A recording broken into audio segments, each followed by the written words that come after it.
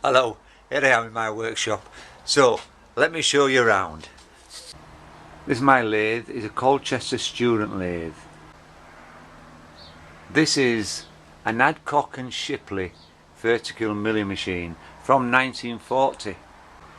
This is my little pillar drill. An invaluable little tool, that. This is a novelty jukebox I was telling you about.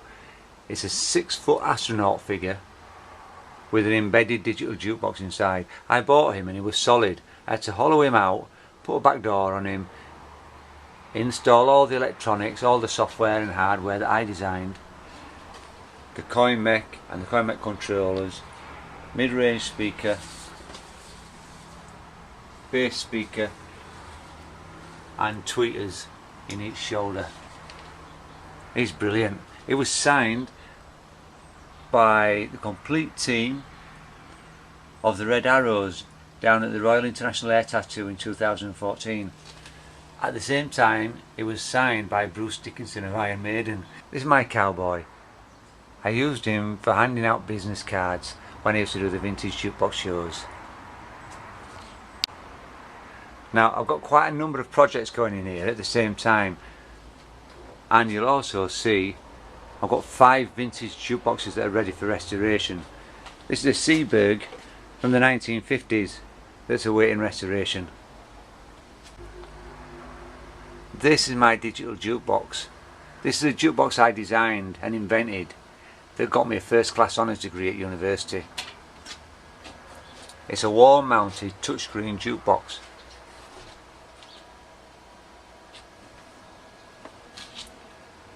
I had to create this piece of electronics. This is basically a keyboard emulator, so it pretends it's a keyboard of a computer, but it's got connections for a coin mech to be connected to, and it's also got an infrared controller, so I can control the jukebox remotely by an infrared remote control handset. You've probably gathered by now that I like vintage jukeboxes. This is a Wurlitzer, a vintage Wurlitzer from 1948. It's called a Model 780, or commonly known as a wagon wheel. It plays 78 RPM records. This is a project I'm working on also at the moment. I have 3 ongoing projects. I have the 3D printer, I have this old slot machine. It's a slot machine from the 1930s called a KLE. It's a very, very rare slot machine. So I'm restoring that. It's a beauty, is that.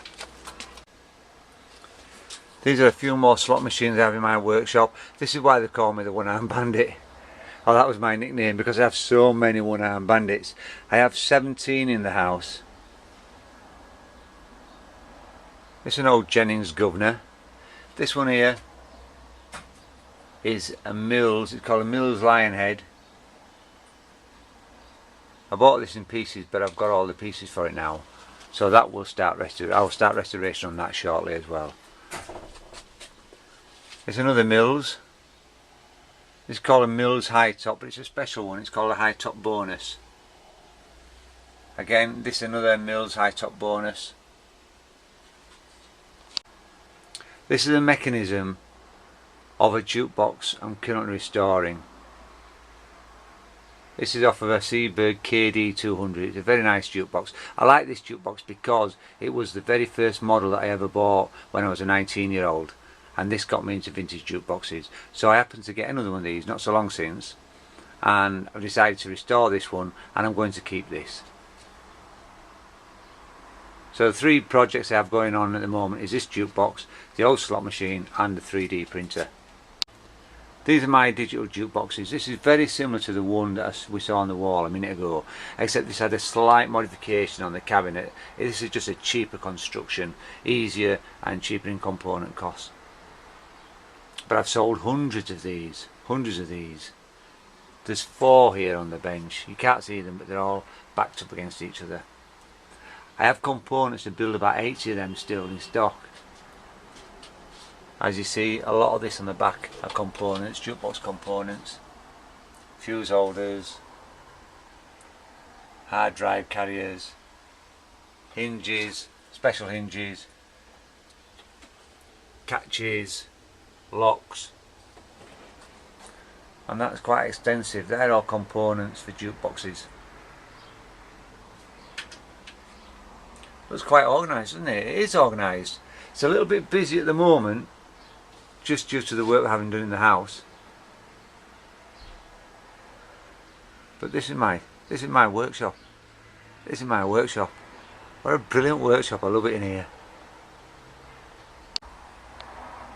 This is a vibratory cleaner and polisher that I made because I needed to clean some metal parts, get the rust off them and get some sharp edges off.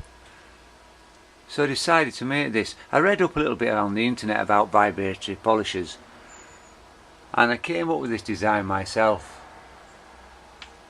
It's not the same as people are making on the internet, but the principle is the same. But this works a treat. I put the bits in, put some media in, a proper type of cleaning solution, tend to be like sand, pebbles or even cat litter. And you put your parts in, turn it on. It's got a variable speed controller so you can increase the speed of vibration and it cleans brilliantly. This is my electrolytic cleaner that I made to clean some rust off some components. It's really quite simple how it works, but it works a treat. You put some water in there with some cleaning soda and you pass a current through it and it cleans. It takes rust and muck and everything off a metal. It's brilliant. This is my little workshop. 16 foot by 16 foot. I wish it was double the size.